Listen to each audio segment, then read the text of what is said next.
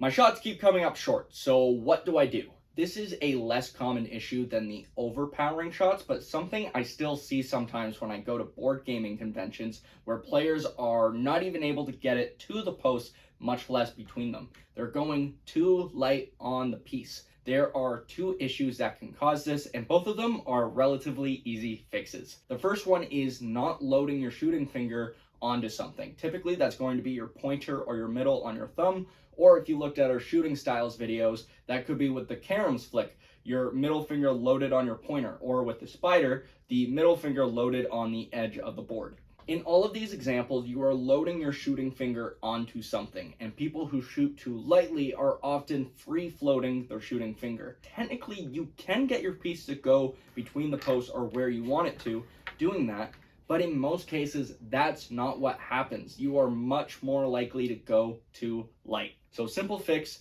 if you're shooting like most people with your pointer or your middle, just load it onto your thumb. Not a lot, you don't want to blast it, but enough that you're giving your piece a little extra oomph. The second issue, and we've talked about this before, is being too far behind the piece. We talked about how this can hurt your fingers if you're slamming into it, and on the opposite end of the spectrum from that, if you were hitting too lightly, that button is going to get even less power than you intended. And again, that is a simple fix. Just get your finger directly behind the piece when you shoot. So the power you intend to go behind that piece is a power that that piece receives. And finally, if you have your finger right behind the piece and you're loading up your finger and you're finding you're giving it a fair amount of power and it's still not going as far as you want it to, you're probably not playing on a Tracey.